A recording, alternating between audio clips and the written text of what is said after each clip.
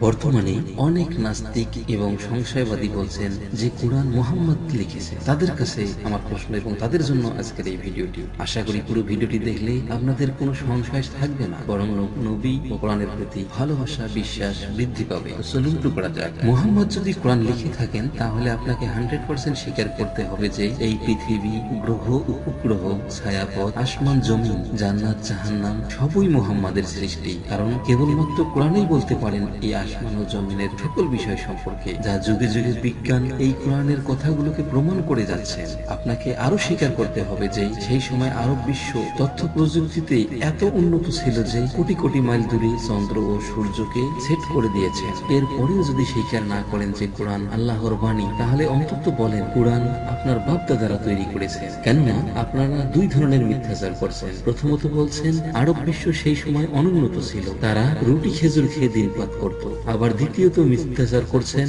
কোরআন মুহাম্মদ লিখেছেন। মুহাম্মদ যদি কোরআন লিখে থাকেন তাহলে তাকে তো পুরো পৃথিবী, আসমান জমিন, জান্নাত জাহান্নাম সবকিছু ভ্রমণ করে আসতে হবে, তারপরে তো লিখতে হবে। তা না হলে তো বিজ্ঞানের কাছে তার বাণী বা কোরআন ভুল ও মিথ্যা প্রমাণিত হবে। তাহলে এতে করে আপনাদের কথাই প্রমাণিত হয় যে সেই সময় নবী রুটি খেয়ে দিনপাত করেছেন, খেজুর খেয়ে দিনপাত করেছেন, পেটে পাথর বেঁধে দিনপাত করেছেন। তিনি কিভাবে আসমান জমিন ভ্রমণ করতে পারে? কোরআন লেখা নবীর পক্ষে সম্ভব নয়। কারণ যে জিনিসের যে আবিষ্কারক কেবল সেই বলতে পারেন সেই জিনিস সম্পর্কে। দ্বিতীয়ত বলতেছেন সেই সময় আরব বিশ্ব তথ্য প্রযুক্তিতে এতটা উন্নত ছিল না। যদি উন্নত না হয় তাহলে এই চন্দ্র সূর্য তারকারাজি নবীর পক্ষে সেট করা সম্ভব নয়। তাই আপনাদের অযৌক্তিক ও বানোয়াট কথাগুলো থেকে এটাই প্রমাণিত হয় যে যিনি আসমান ও জমিনের সৃষ্টিকর্তা, কেবল তারই পক্ষ হতে এই কোরআনের বাণীগুলো যুগে যুগে নবী ও রাসূলগণের মাধ্যমে লিপিবদ্ধ করা হয়েছে। আর তিনিই হলেন মহান আল্লাহ। আপনি বিশ্বাস করেন আর নাই করেন, এতে কারো কিছু যায় আসে না। যেমন প্লেন যিনি আবিষ্কার করেছেন, কেবল তিনি প্লেন সম্পর্কে ভালো বলতে পারেন, আমরা পারবো না। এবং তিনি যদি আমাদেরকে শেখান তাহলে আমরা বলতে পারবো ও বুঝতে পারবো। তদ্রুপ এই আসমান জমিন, গ্রহ উপগ্রহ, তারকারাজি, ছায়াপথ, জান্নাত জাহান্নাম যিনি সৃষ্টি করেছেন কেবল তিনিই ভালো জানেন। এবং নবীদেরকে তিনি তার সৃষ্টি সম্পর্কে শিক্ষা দিয়েছেন, বিধায় নবীরা তা প্রচার করেছেন, যা বিজ্ঞান এখন প্রমাণ করছেন। সর্বোপরি কোরআন যে মুহাম্মাদের লেখা নয় এবং মহান সৃষ্টিকর্তার বাণী, সেটা আপনারা বুঝতে পেরেছেন। ধন্যবাদ।